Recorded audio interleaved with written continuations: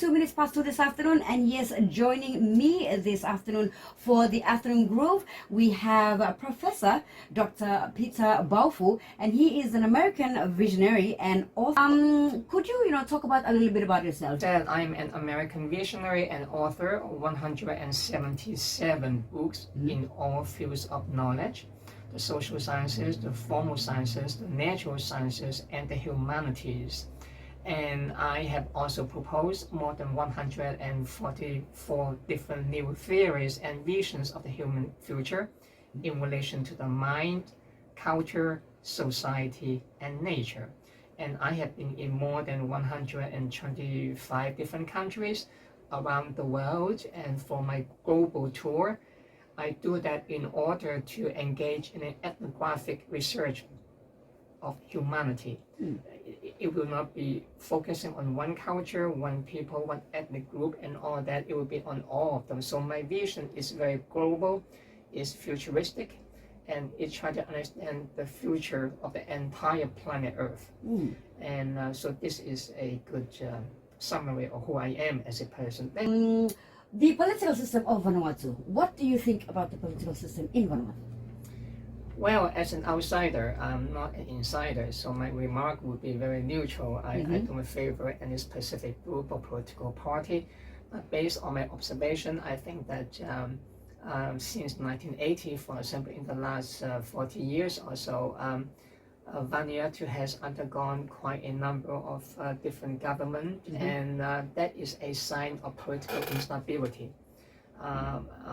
I'm not saying that that's good or that's bad. I think that it can go either way. It depends on how you look into the situation.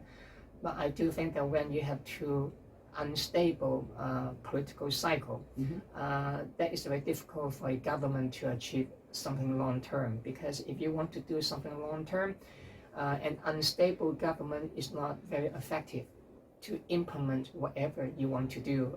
After a few months or a few years, then you have another one, and then the new one come in, you have some other agenda, some other policy, and when you implement them, and then after a few months, a few years, and then you have to have another one again. So that is not very good in implement some of whatever the national goals of the government is. So that is a weakness in a way, but on the other hand, there's also some good thing about that, because a very stable government is not also very good, because it can be very conservative, it can be very unchanging to improve the situation, because the international environment is changing all the time. So when a government is too stable, too settled, it becomes like a frozen political entity. It's not doing much. So either way that you go, it can be good and bad, so it depends on the situation at this time. So very interesting to see how well you know our history in Vanuatu. Because you have mentioned yesterday when we were having a little bit of chat about ourselves, getting to know you, you do have you can see the future, or you can tell the future or how it goes and things like that. So looking at Vanuatu, you were talking about all this, colonial linking to Vanuatu with the British, French, and now it's going to be the US and China. The Cold War coming up, you've predicted for a few years ago, but unfortunately nobody, taken into consideration that it is going to come true. But with all this, problems and struggles and difficulties in the countries, what is the solution that you can propose to us, so that we will think in a long term that if we want our country to go this way, we have to think of a solution to do like this. So what are the solutions that you can give us this very afternoon? I think the solution, there are four major considerations: short-term, long-term, domestic, and international. So you have to consider all of them, otherwise it would not be very complete. I'm not sure we have time to talk about all of them, but I have written many books about all of this anyway. So let me give you some examples about each of the four. Let me talk about the domestic first, and then the international, and then the short term and the long term. So now I have spoken domestic and international. Let's talk about short term and long term. Short term, yes, there's something that you can do short term. I do think that Vanuatu have the opportunity now to work out a national unified ideology and strategy to unify the government such that the government can work together for the common good instead of only for your own group. Because if you continue to behave like that, the political system will always be divided. And when you are divided like this, you cannot do much of anything to develop. You are always weak. And according to a different calculation, you are always so corrupt. When you boil down to each group like this, each group is competing with the other group only for themselves, and no one cares about the common good. You become a very corrupt political system.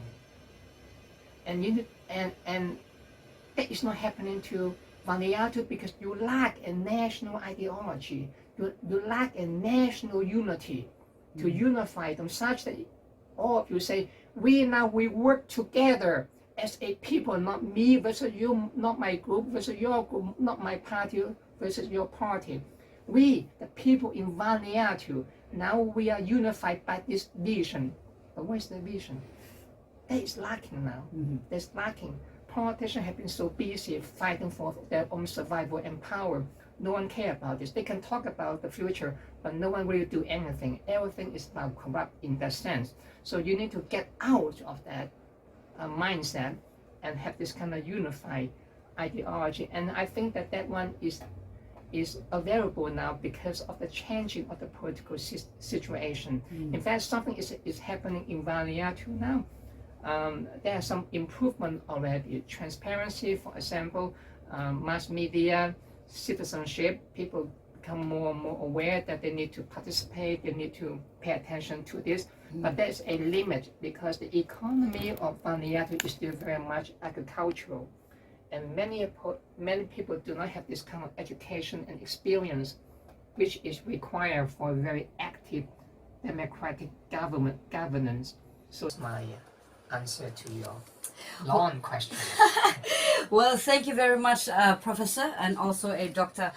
Peter Baofu for taking the time to come to the studio and letting me know what you do and what you have done, in a long-term run for your global trip. Thank you very much. It's my privilege to have known you, and it's been very interesting how our talks have been and how your ideas, how you predict your visions, your visionary in different globally, politically wise, social wise, or anything wise that you have mentioned to me for this very afternoon. I am so pleased to have met you.